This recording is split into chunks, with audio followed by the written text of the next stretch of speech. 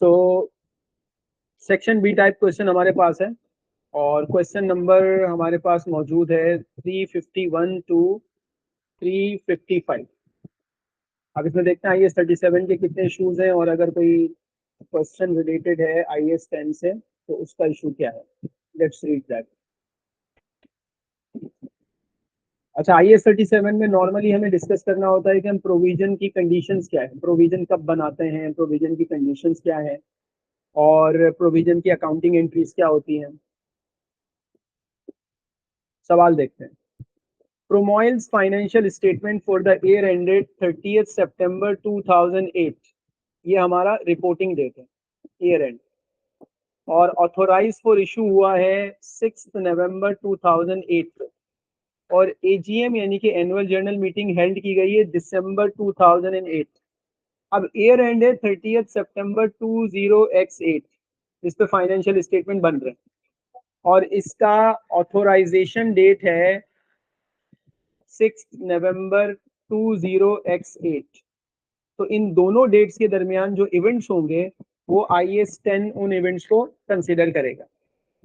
On 1 October 20x7 साल के beginning में प्रोमोइल ने एक ऑयल प्लेटफॉर्म खरीदा है 30 मिलियन का, यानी कि एक नॉन करंट एसेट खरीदा है। वो नॉन करंट एसेट कितना है, 30 मिलियन का ऑयल प्लेटफॉर्म खरीदा है। The estimated cost of removing the platform at the end of asset life is, अच्छा ये कब रिमूव करना है, इसको वहां से हटाना कब है, 30th सितंबर 20y7। और जब हटाएंगे तो इसकी कॉस्ट लगेगी 15 मिलियन की, डिसमेंटलिंग कॉस्ट आएगी। अच्छा, जो भी 15 मिलियन है उसकी प्रेजेंट वैल्यू निकालने के लिए हमें फैक्टर दिया हुआ है 8% के ऊपर 0.46। तो हम इस 15 मिलियन की प्रेजेंट वैल्यू निकालेंगे इंटू 0.46, ये हमारी 15 मिलियन की प्रेजेंट वैल्यू आ जाएगी। और वो प्रेजेंट वैल्यू निकाल कर हम ऐड कर देंगे एसेट की कॉस्ट के अंदर। तो जो वैल्यू हमारे पास आएगी 15 मिलियन की वो आएगी 6.9 million. 6.9 million, this is present value of future cost, dismantling cost की प्रेजेंट वैल्यू। ये एसेट की कॉस्ट में ऐड हो जाएगी। 15 प्लस 6.9 मिलियन, 21.9 मिलियन का एसेट होगा जो कि कैपिटलाइज होगा, बैलेंस शीट में रिकॉर्ड होगा।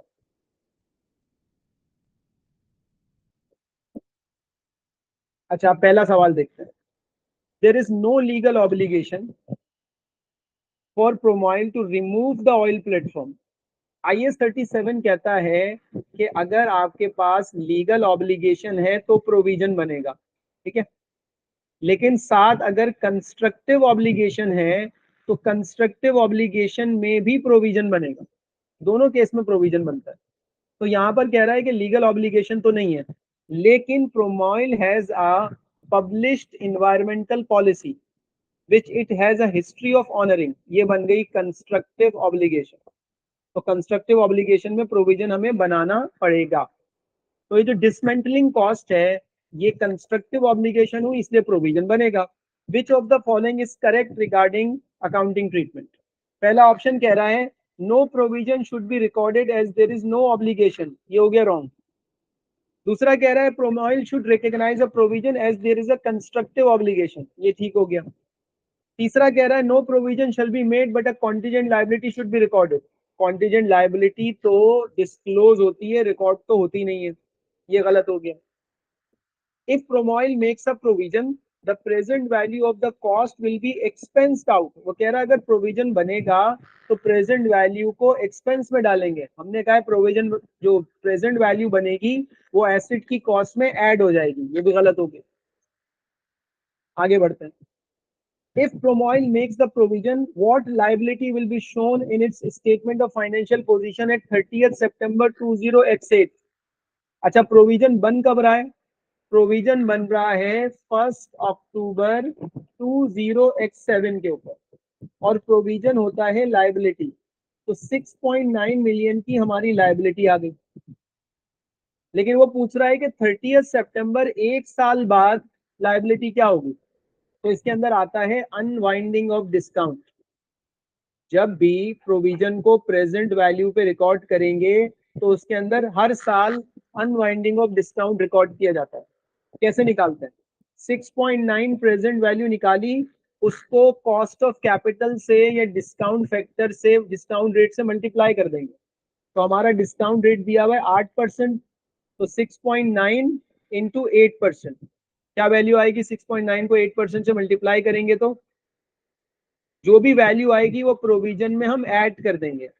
दूसरा तरीका क्या है? ये आएगा अनवाइंडिंग ऑफ डिस्काउंट। इसकी वैल्यू कैलकुलेट कर लेते हैं कितनी आती है। तो 6.9 इंटू 0.08, 0.552, ये अनवाइंडिंग ऑफ डिस्काउंट आ गया। इसको प्रोविजन में ऐड करके 0.552, तो प्रोविजन की वैल्यू बन जाएगी 7.452। ये एक साल के बाद प्रोविजन की वैल्यू हो जाएगी। डायरेक्ट करना है तो 6.9 को 1.08 से मल्टीप्लाई करते हैं, डायरेक्ट आंसर आ जाएगा 7.452। थाउजेंड्स में लिखना है तो थाउजेंड में हमारा आंसर होगा 7452, 7452,000। मिलियंस में आंसर आ रहा है, ये मिलियन है, ठीक है।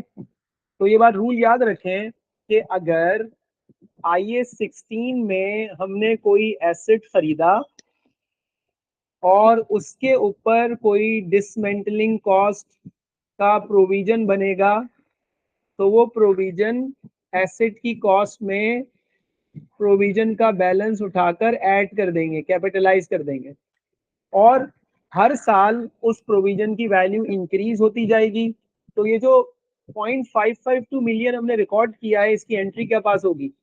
इसको हम इंटरेस्ट के तौर पर रिकॉर्ड करेंगे, फाइनेंस कॉस्ट को डेबिट करेंगे 0.552 और प्रोविजन को क्रेडिट कर देंगे 0.552। ये एंट्री पास होती है अनवाइंडिंग ऑफ डिस्काउंट। आगे बढ़ते हैं। आगे मेंशन कर रहा है कि 12 अक्टूबर 20x8 के ऊपर fire destroyed Promoil's largest warehouse. अच्छा, हमारी जो डेट है ये रिपोर्टिंग डेट है, ये ऑथोराइजेशन डेट है। इन दोनों डेट्स के दरमियान अगर कोई इवेंट होता है तो वो event after the reporting date के अंदर कवर होगा। तो अब इवेंट हुआ कब है? 12 अक्टूबर 20x8 के ऊपर, जो इन दोनों के दरमियान फॉल कर रहा है। इसका मतलब है IAS 10 का मसला है। अब IAS 10 क्या कहता है? IAS 10 कहता है या तो इवेंट क्या होगा, अगर IAS 10 को हम रिकॉल करें, ये FA में भी पढ़ा हुआ है हमने IAS 10, कि जो भी इवेंट होगा या तो वो इवेंट क्या होगा, एडजस्टिंग, या फिर वो इवेंट क्या होगा, नॉन एडजस्टिंग। अगर एडजस्टिंग होगा तो उसको रिपोर्टिंग डेट के ऊपर क्या करेंगे, रिकॉर्ड करेंगे। अगर नॉन एडजस्टिंग होगा तो क्या देखेंगे कि वो मटेरियल है या वो इममटीरियल है। अगर वो मटेरियल हुआ तो डिस्क्लोजर में डाल देंगे, नोट्स में डाल देंगे। अगर वो इममटीरियल हुआ तो इग्नोर कर देंगे। क्या मतलब हुआ? नॉन एडजस्टिंग इवेंट अगर इममटीरियल हुआ तो ना रिकॉर्ड किया जाएगा ना उसको डिस्क्लोज किया जाएगा। नॉन एडजस्टिंग वैसे भी रिकॉर्ड नहीं किया जाता। अब इवेंट देखें, क्या इवेंट हुआ है? फायर ने उसके वेयर हाउस को डिस्ट्रॉय कर दिया। फायर से इन्वेंट्री, आग लग जाना, कोई भी चीज होती है तो वो एडजस्टिंग इवेंट हम उसको कंसिडर नहीं करते, ठीक है। वेयर हाउस की कैरिंग अमाउंट थी 10 million.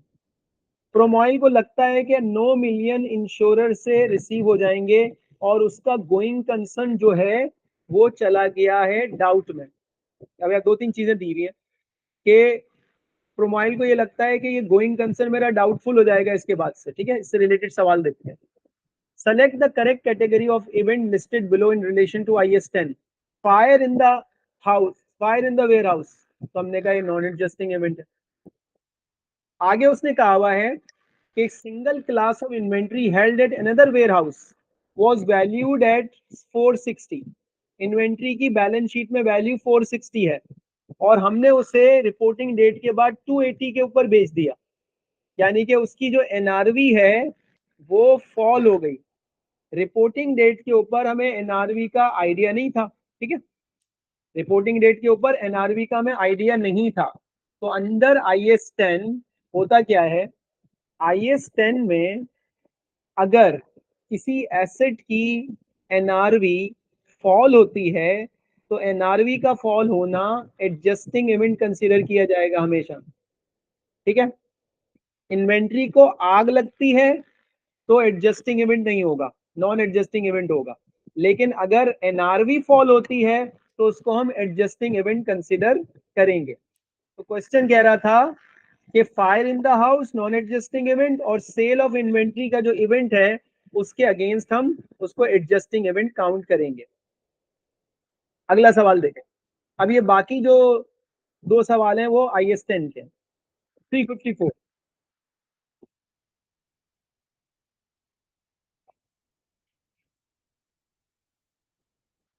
On 18th November 20x8, the government announced tax changes which have the effect of increasing deferred tax liability by 6,50,000 as at 30th September. यानी कि रिपोर्टिंग डेट के बाद गवर्नमेंट ने क्या किया, tax rate को change कर दिया और उस टैक्स रेट का चेंज होना उससे अल्टीमेटली हमारी डेफर्ड टैक्स लायबिलिटी हिट हो रही है, ठीक है। तो टैक्स रेट का जो चेंज होना है क्या ये एडजस्टिंग इवेंट होगा या नॉन एडजस्टिंग इवेंट होगा? अच्छा, हुआ कब है? हुआ है 18 नवंबर 20x8 को और हमारी रिपोर्टिंग डेट 30 सितंबर थी और हमारी ऑथोराइजेशन डेट 6 नवंबर थी। और ये कब हुआ है? ये हुआ है 18 नवंबर को। तो ये IAS 10 के स्कोप में नहीं आता, outside IAS 10।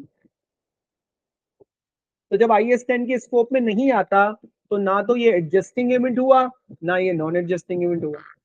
This is neither an adjusting event nor an adjusting event. वजह क्या बनी? क्योंकि ये IAS 10 के स्कोप के अंदर नहीं आता, ठीक है। अगर ये बीच में आ रहा होता तो फिर क्या होता? अगर सवाल होता ये बीच में आ रहा होता तो क्या होता? फिर इसको हम नॉन एडजस्टिंग इवेंट ट्रीट करते। फिर ये क्या होता? नॉन एडजस्टिंग इवेंट होता, ठीक है। आगे बढ़ते हैं, final question. Promoil owns the whole of the share capital of its subsidiary Hamlet. Hamlet's balance sheet included a loan of 25 million, which is repayable in 5 years' time. 15 million of this loan is secured on Hamlet's property. 10 million is guaranteed by Promoil. अच्छा, Hamlet जो है, Hamlet एक subsidiary है, उसने loan लिया हुआ है 25 million का और उस 25 मिलियन में से 10 मिलियन की गारंटी प्रोमोइल ने ली हुई है, हमारी कंपनी ने ली हुई है कि अगर ये डिफॉल्ट करेगा तो हम देंगे। कंडीशन क्या है कि अगर ये डिफॉल्ट करेगा तो हम देंगे। तो भाई जब वो डिफॉल्ट करेगा तब देंगे ना, इसका मतलब है लायबिलिटी तो नहीं है। लेकिन अगर वो डिफॉल्ट करता है तो ये लायबिलिटी बन सकती है, सही है। तो ये कॉन्टिजेंट लायबिलिटी में जाएगा, ये कॉन्टिजेंट लायबिलिटी हुई। अब कॉन्टिजेंट लायबिलिटी का ट्रीटमेंट क्या होता है? कॉन्टिजेंट लायबिलिटी को डिस्क्लोज भी करते हैं और समटाइम्स कॉन्टिजेंट लायबिलिटी को डिस्क्लोज नहीं किया जाता, डिपेंड करता है कि कॉन्टिजेंट लायबिलिटी का स्टेटस क्या है, क्या वो रिमोट है, प्रोबेबल है, पॉसिबल है, क्या है। तो यहाँ लिखा हुआ है it is possible that Hamlet will be unable to repay the loan but not likely. Possible है, पॉसिबल का मतलब होता है कि हम उसे कॉन्टिजेंट लायबिलिटी में डिस्क्लोज कर देंगे, उसको रिकॉर्ड हम नहीं करेंगे, ठीक है। तो कॉन्टिजेंट लायबिलिटी में डिस्क्लोजर के अंदर जाएगा, ठीक है, उसको रिकॉर्ड नहीं किया जाएगा, प्रोविजन नहीं बनाया जाएगा। तो यहाँ लिखा हुआ प्रोविजन बनेगा, पॉसिबल है तो नहीं बनेगा। Not included in financial statement, तो ये आएगा कॉन्टिजेंट लायबिलिटी में और इस कॉन्टिजेंट लायबिलिटी का क्या दिया जाएगा? डिस्क्लोजर दिया जाएगा।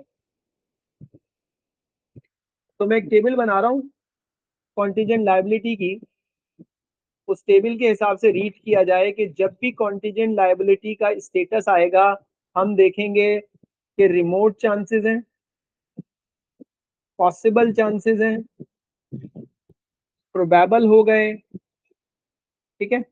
अगर प्रोबेबल हो गए तो लायबिलिटी बन जाएगी और उसका प्रोविजन बनाया जाएगा। लेकिन अगर चांसेस पॉसिबल हुए तो वो कॉन्टिजेंट होगी और डिस्क्लोजर में डाला जाएगा। लेकिन चांसेस अगर रिमोट हुए तो वो कॉन्टिजेंट होगी लेकिन डिस्क्लोजर में नहीं डाला जाएगा।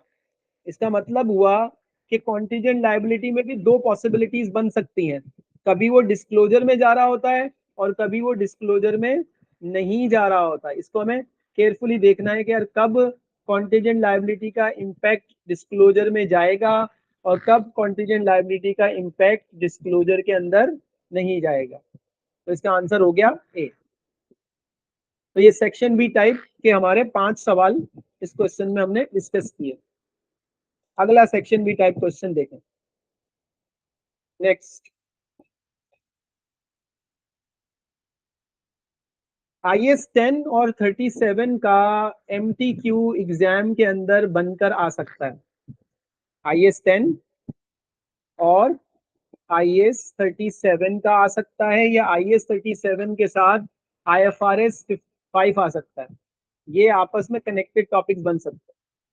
IAS 10 हो गया, IAS 37 हो गया और IFRS 5, इनको एग्जामिनर नॉर्मली मिला सकता है, ठीक है। तो अब जैसे ये एक सेक्शन बी टाइप क्वेश्चन दिया हुआ है, इसके अंदर पहला सवाल IAS 10 का है, दूसरा सवाल IAS 10 का है, तीसरा IAS 37 का है, चौथा IAS 37 का है और पांचवा IAS 10 का सवाल दिया है। Mix of question. अब हम जरा सिनेरियो पढ़ लेते हैं और फिर अगले 5 सवालों के आंसर करने की कोशिश करते हैं।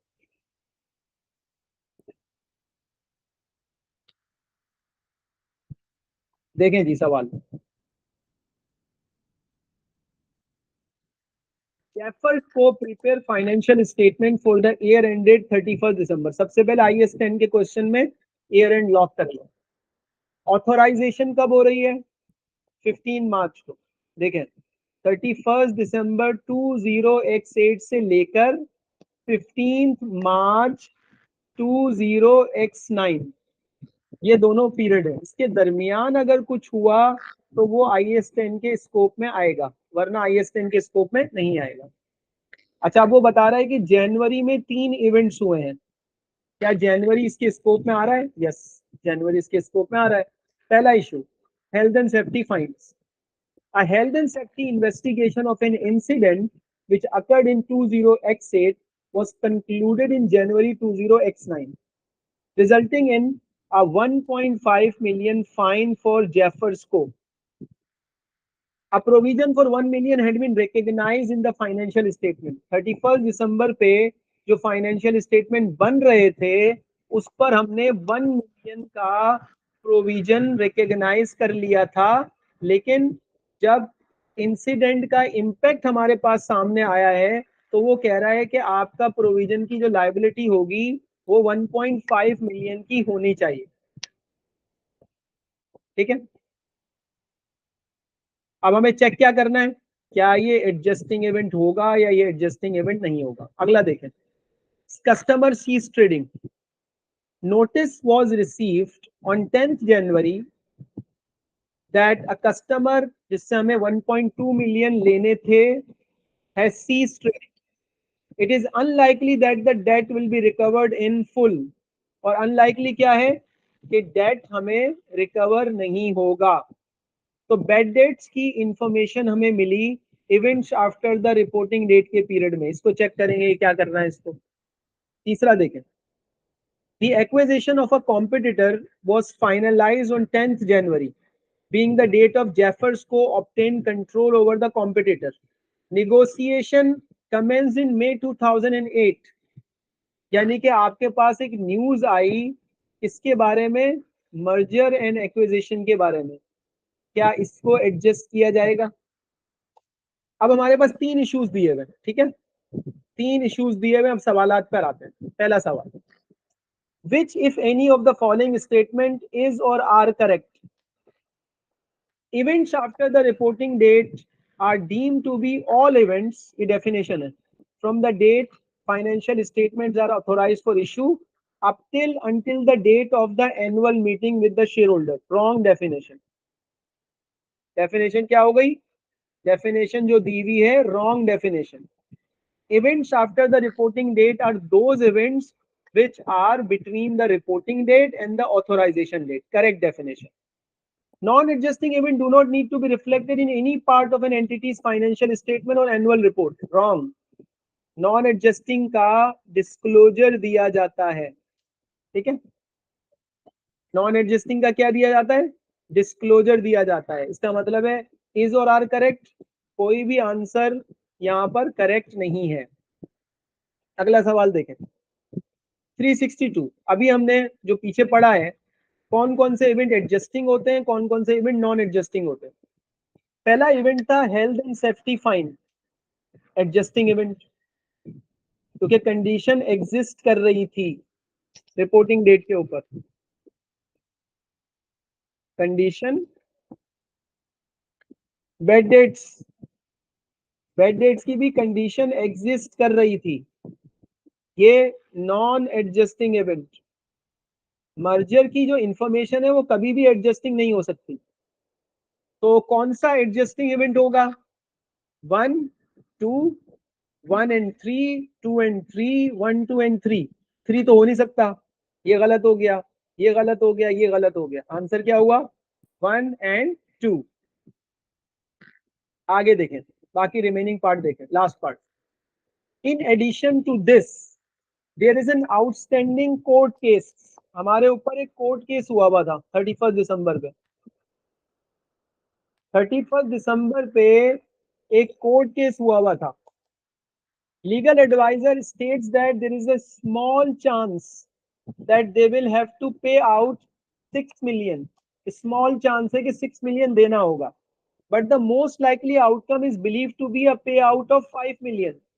यानी वो कह रहा है कि चांस माइनर है कि हमें 6 मिलियन पे करने पड़ेंगे, और मोस्ट लाइकली आउटकम क्या है कि हमें 5 मिलियन पे करने पड़ेंगे. और जेफर को लॉयर को 0.2 मिलियन की फीस देनी है. दो चीजें हो गई, 0.2 मिलियन की फीस देनी है और 5 मिलियन पे करने हैं. All payments are expected to be made on 31 December 20x9. Cost of capital 10%. यानी कि पेमेंट कब करनी है? 31 दिसंबर 20x9, एक साल के बाद, आफ्टर 1 ईयर पेमेंट करनी है. Jaffer को believes that fault lies with the supplier and is pursuing a counter claim. हमें किसने सू किया? हम पर किसी ने केस किया, हम अपने सप्लायर पे केस कर रहे हैं. लीगल एडवाइजर से पूछा तो लीगल एडवाइजर कह रहा है it is possible but not likely that हम जीतेंगे. पॉसिबल का मतलब होता है अप टू 50%, और हमने केस किया है तो ये बनेगा कॉन्टिजेंट एसेट. हमने केस किया है तो क्या बनेगा? Contingent asset. अच्छा, उसने केस किया है हमारे ऊपर तो ये कॉन्टिजेंट लायबिलिटी बनेगी. और अगर लाइकलीहुड बढ़ गई इसकी तो ये लायबिलिटी भी बन सकती है, क्योंकि मोस्ट लाइकली कह रहा है वो. और मोस्ट लाइकली का मतलब क्या होगा? इसका मतलब ये लायबिलिटी बनेगी. अब लायबिलिटी बनेगी तो इसको प्रेजेंट वैल्यू के ऊपर रिकॉर्ड किया जाएगा. What amount should be recorded is a provision against outstanding case as at 31 December to the nearest 1000. हमें कब पे करना है? हमें पे करना है यहां पर, ठीक है. मोस्ट लाइकली आउटकम कितना है? 5 मिलियन. हमें इस 5 मिलियन की पीवी निकालनी पड़ेगी. पीवी निकालने के लिए 0.909 का फैक्टर दिया हुआ है. तो 5 मिलियन मल्टीप्लाई बाय 909. 5 मिलियन के साथ क्या है? 0.909. देखें कितनी वैल्यू बनेगी. 0.9 मिलियन 5.5 से करेंगे तो बनेगी 4.7 मिलियन. 4.7 मिलियन इसकी प्रेजेंट वैल्यू आ गई. रूल याद रखें, रूल लिख देता हूं मैं.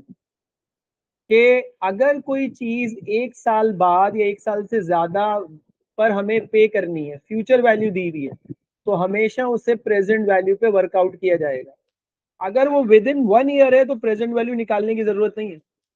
More than 1 year, with in 1 year के बाद 1 ईयर से ज्यादा है तो पीवी निकालेंगे, और पीवी निकालने के लिए उसको प्रेजेंट वैल्यू पर कन्वर्ट करके रिकॉर्ड किया जाएगा। अच्छा, अब हमने जो अपने सप्लायर पे केस फाइल किया है, जो कि कॉन्टिजेंट एसेट बन रहा है, कॉन्टिजेंट एसेट बन रहा है। मैं एक टेबल बना देता हूं पूरा, कॉन्टिजेंट लायबिलिटी और कॉन्टिजेंट एसेट का पूरा ट्रीटमेंट,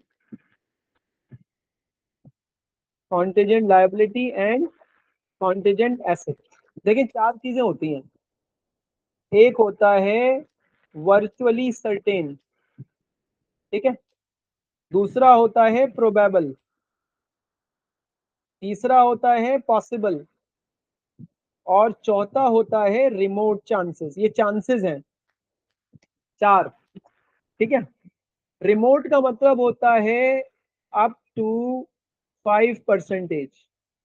पॉसिबल का मतलब होता है मोर देन 5 to 50, 50 शामिल है इसमें। प्रोबेबल का मतलब होता है मोर देन 50 to 95। और वर्चुअली सर्टेन का मतलब होता है 95 से आगे।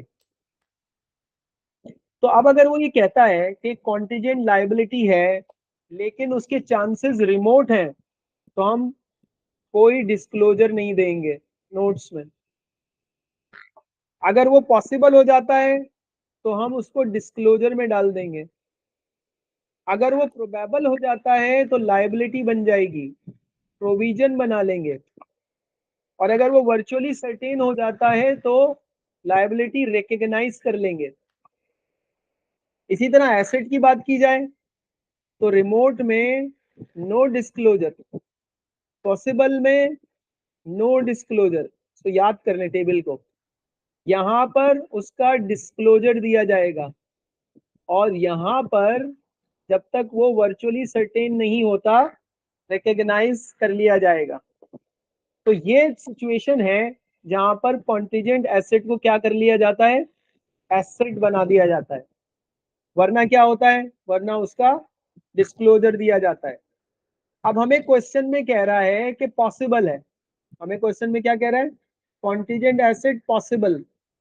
तो ट्रीटमेंट क्या होगा, नथिंग इज रिकग्नाइज्ड और disclosed. Disclose is a contingent asset, recognise a receivable from the supplier, ये तो किसी सूरत नहीं हो सकता। दूसरा कह रहा है उसको नेट कर दो, नेट भी नहीं कर सकते। और पॉसिबल में हमारी टेबल क्या कह रही है, पॉसिबल में हमारी टेबल कह रही है नो डिस्क्लोजर। तो nothing is recognise, nothing is to be disclosed, ये होगा हमारा आंसर। ठीक है जी, आगे देखें, अगला सवाल देखें 365। फेब 2019 में 20x9 में एक फायर ब्रोक आउट हुआ, प्रॉपर्टी एंड वेयर हाउस को उसने डैमेज कर दिया, इंश्योरेंस था नहीं। अब मैनेजमेंट बिलीव करती है कि वो ट्रेडिंग कंटिन्यू नहीं कर पाएंगे। अच्छा, ट्रेडिंग कंटिन्यू ना करने का मतलब है कि हमारा गोइंग कंसर्न डाउटफुल हो गया। तो IS10 क्या कहता है गोइंग कंसर्न के बारे में, IS10 कहता है कि गोइंग कंसर्न का डाउटफुल होना एडजस्टमेंट होगी, एडजस्टिंग इवेंट माना जाएगा। ठीक है, अब चारों ऑप्शन देखते हैं। No adjustment should be made to the figure in the financial statement. However, this event must be disclosed in the note. ये नॉन एडजस्टिंग कोई है। The financial statement can no longer be prepared on a going concern basis. ये बात ठीक है कि हम अपने फाइनेंशियल स्टेटमेंट को नो गोइंग कंसर्न बेसिस के ऊपर बनाएंगे। अगले में कह रहा है नो डिस्क्लोजर इज रिक्वायर्ड, ये भी गलत हो गया। अगले में कह रहा है financial statement should continue to prepare using the going concern basis, ये भी गलत हो गया। आंसर क्या होगा, बी। देखिए रूल क्या है, रूल समझे। हमारा ईयर एंड है 31 दिसंबर 2023, सपोज ये हमारा ईयर एंड है, ठीक है। इस ईयर एंड के ऊपर हमने फाइनेंशियल स्टेटमेंट बनाए हैं, ये एज्यूम करके कि हमारा बिजनेस चलता रहेगा। क्या कहते हैं इसको? इसे कहते हैं गोइंग कंसर्न वैलिड होना, चलता रहेगा। बाद में हमें पता लगता है कि गोइंग कंसर्न डाउटफुल हो गया, इनवैलिड हो गया हमारा गोइंग कंसर्न, तो IS 10 कहता है कि इसको आप जाकर एडजस्ट करो और फाइनेंशियल स्टेटमेंट को दोबारा बताओ कि नो गोइंग कंसर्न है, ठीक है। चेंज कर दो फाइनेंशियल स्टेटमेंट को जाकर, तो ये अल्टीमेटली हमारा आंसर बनेगा। अच्छा, दो मैंने आप लोगों को सेक्शन बी टाइप क्वेश्चन करवा दिए IS 10 और IS 37 से रिलेटेड। अब कुछ section A type question deal कर लेते हैं IS 10 और IS 37 से रिलेटेड।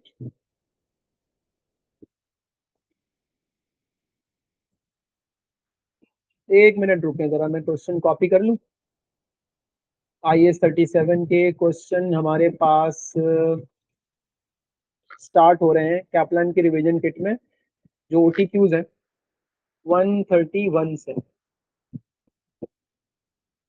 देखिए IS 37 ना थोड़ा सा है टेक्निकल ना, बोरियत वाला अकाउंटिंग स्टैंडर्ड है, लेकिन उसमें आपको तीन चीजों का ख्याल रखना पड़ता है। प्रोविजन कब बनाना है, प्रोविजन कब नहीं बनाना, कॉन्टिजेंट लायबिलिटी का ट्रीटमेंट क्या होगा, और कॉन्टिजेंट एसेट का ट्रीटमेंट क्या होगा। तो जब अच्छे से पढ़ लिया ना, फिर समझ में आएगा कि मसला कैसे हल करना।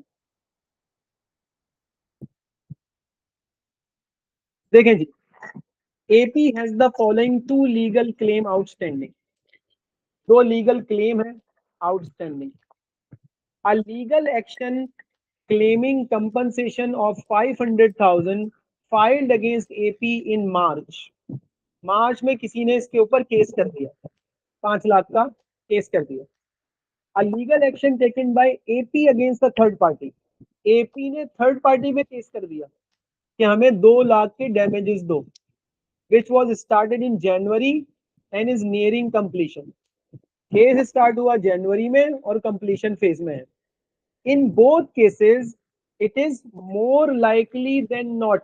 अच्छा, मोर लाइकली देन नॉट क्या होता है? जिसके होने के चांसेस ना होने के चांसेस से ज्यादा हो, इसे कहते हैं probable. More likely than not का मतलब होगा प्रोबेबल। अब कह रहे दोनों केसेस में ये प्रोबेबल है। एक केस में हमारे खिलाफ किसी ने केस किया और एक केस में हमने किसी के खिलाफ केस किया, दोनों प्रोबेबल है। इसको फाइनेंशियल स्टेटमेंट में कैसे रिपोर्ट किया जाए? चार ऑप्शन दिए हुए। लीगल एक्शन अगेंस्ट, ये हमारे खिलाफ हुआ है, ये हमने किया है। चार ऑप्शन दिए हुए। एसेट बना दो, प्रोविजन बुक कर लो, कॉन्टिजेंट एसेट होगा, कॉन्टिजेंट लायबिलिटी होगी। पहले तो बात करते हैं कि जो हमने किसी पे केस किया है ना, ये कॉन्टिजेंट एसेट है।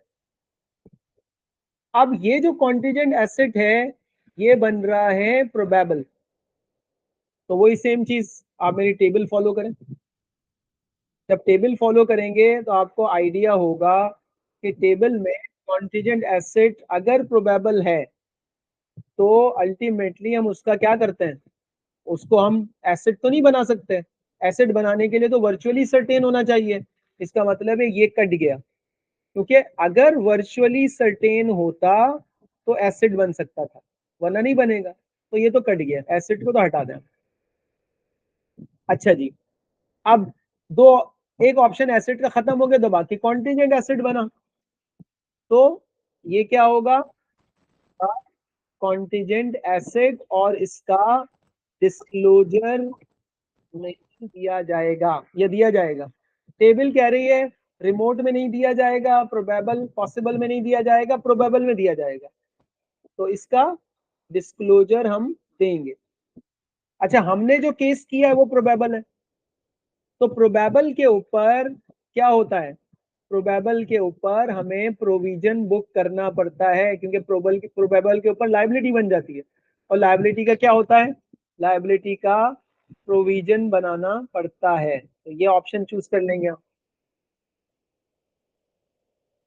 अगला सवाल देखें, नेक्स्ट देखें।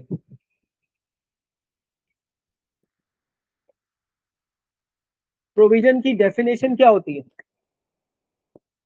Provision is a liability. Provision liability होता है, प्रोविजन लायबिलिटी के लिए बनता है। कैसी लायबिलिटी होती है? अनसर्टेन टाइमिंग हो, ऐसी हो, या अमाउंट हो, या दोनों हो। तो provision is a liability of uncertain timing और अमाउंट। तो जब एक चीज कॉन्टीजेंट लायबिलिटी होगी तो उसका प्रोविजन कैसे बन सकता है? लेकिन अगर वो कॉन्टीजेंट लायबिलिटी प्रोबेबल हो जाएगी तो लायबिलिटी बन जाएगी, और लायबिलिटी का प्रोविजन हम बना लेंगे। नेक्स्ट क्वेश्चन देखें।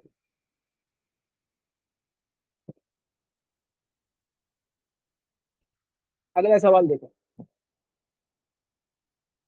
Which of the following would require a provision for a liability to be created by VW at its reporting date of 31st October 20x5? इन चारों में से किसका प्रोविजन बनाना है? तो प्रोविजन बनाने के लिए सबसे पहले लायबिलिटी चेक की जाती है। अगर लायबिलिटी होगी तो प्रोविजन बनेगा, वरना प्रोविजन नहीं बनेगा। पहला ऑप्शन चेक करते हैं। The government introduce new law on data protection which come into force on 1st January 20x6. Directors have agreed that this will require a large number of staff to be retrained. At 31st October, the directors were waiting on a report they had commissioned that would identify the actual training requirement. हुआ क्या? यहाँ वो ये बताने की कोशिश कर रहा है कि भाई एक नया लॉ आने वाला है, और उस नए लॉ की वजह से हमें अपने स्टाफ को क्या करना पड़ेगा? रीट्रेन करना पड़ेगा। लेकिन कितना रीट्रेन करना पड़ेगा, उसके ऊपर क्या कॉस्ट आएगी, ये अभी हमें नहीं पता। ठीक है, ये बात हो गई यहाँ पर। इसको हम यहाँ पर साइड में कर देते हैं। Directors were waiting. सेकेंड है, at the year and BW is negotiating with its insurance provider about an outstanding insurance claim. On 20th November 20x5, the provider agreed to pay 200,000। 31st October 20x5 पे reporting date खत्म हो गई है। 20 नवंबर को provider ने कहा कि मैं आपको 2 लाख दे दूंगा। क्या इसका प्रोविजन बनेगा? ये तो हम उससे क्लेम ले रहे हैं, प्रोविजन तो किसी सूरत नहीं बन सकता, ये तो एसेट बनेगा। तीसरे में लिखा हुआ है, BW makes refund to customer for any goods returning within 30 days of sale and has done for so many years। ये बन गई कंस्ट्रक्टिव ऑब्लिगेशन। इसको क्या कहते हैं? Constructive obligation. और कंस्ट्रक्टिव ऑब्लिगेशन में प्रोविजन बनाया जाता है, इस पे तो बनेगा। फोर्थ कह रहा है, a customer is suing BW for damage alleged to have been caused by BW's product। एक कस्टमर ने हमको सू कर दिया। BW is contesting the claim। हम केस लड़ रहे हैं। 31st अक्टूबर पे directors have been advised by the lawyer. हमारा लॉयर कह रहा है very unlikely to lose the case. Very unlikely क्या हो गया? रिमोट। Very unlikely. तो इस केस में लाइबिलिटी नहीं है, नो लाइबिलिटी। जब लाइबिलिटी नहीं होगी तो प्रोविजन कैसे बनाएं? तो ना पहले में लाइबिलिटी है, ना तीसरे, ना दूसरे में, ना इसमें। तो हमारा आंसर क्या होगा? सी।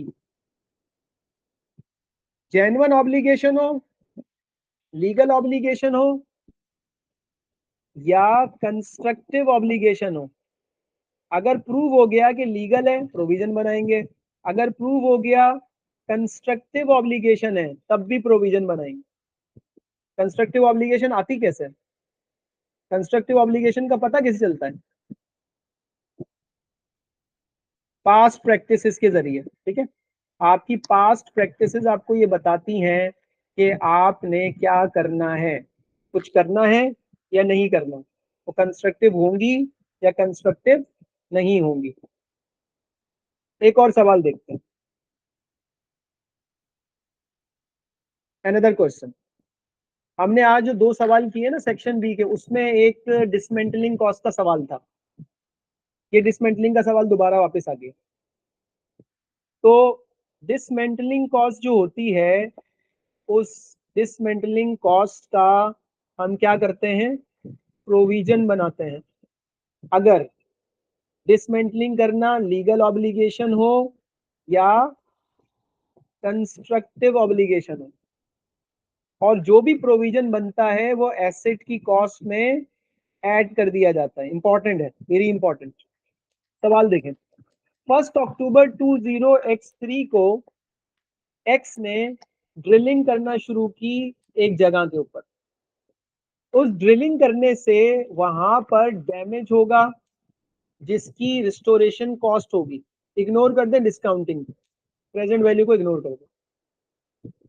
तो डिस्काउंटिंग पे इतनी इतना ऑयल निकलेगा, इतनी कॉस्ट लगेगी, 10,000 पर million barrel of oil extracted. और एक्स ने कितना ऑयल एक्सट्रैक्ट किया है? एक साल में 250 मिलियन बैरल, 10,000 पर million barrel. X is also required to dismantle the drilling equipment at the end of 5-year license. जो उसने इक्विपमेंट खरीदे थे उसको भी उसे डिसमेंटल करना है 5 साल बाद। उसकी कॉस्ट है 30 मिलियन 5 साल बाद। कॉस्ट ऑफ कैपिटल 8% है और फैक्टर दिया हुआ है 68 सेंट्स, यानी कि 0.68। ये 2 इवेंट दिए हुए, ये 1, ये 2। 1 में कह रहा है हमने डैमेज किया है और उसको हमें रिस्टोर करना है। दूसरे में कह रहा है कि हमने एक एसेट खरीदा है और उसकी हमें रिस्टोरेशन कॉस्ट बेयर करनी है। What is the total provision दोनों का, which X would report in its statement of financial position at the year end in respect of oil operation? अब हमें इसकी कैलकुलेशन करनी है, पहले वाले की भी और दूसरे वाले की भी, और निकालना है कि कितना अमाउंट होगा। ठीक है, तो अब सबसे पहले वो एसेट वाले की बात करते हैं, पॉइंट नंबर 2 की बात करते हैं। 30 मिलियन की कॉस्ट इनकर्ड होगी आफ्टर 5 ईयर्स। तो इसकी प्रेजेंट वैल्यू निकालते हैं। इसकी प्रेजेंट वैल्यू आएगी 30 million multiply by 0.68। 30 million multiply by 30 into 0.68, 20.4। ये इसकी आज प्रेजेंट वैल्यू आ गई। किस डेट के ऊपर? 1 अक्टूबर 20। टाइमिंग का ख्याल रखना है, प्रॉपर डेट का। हमसे पूछा है इसने 30 सितंबर के ऊपर और 8% डिस्काउंट फैक्टर है, तो 20.4 इंटू 1.08 कर देंगे तो एक साल बाद प्रोविजन की वैल्यू आ जाएगी 22.03। ये प्रोविजन का एक साल बाद क्लोजिंग बैलेंस आ जाएगा। ये एक चीज आ गई। अच्छा, ऊपर दिया हुआ है कि 10 मिलियन पर million barrel of oil cost लगेगी और हमने ऑयल कितना निकाला है? 250।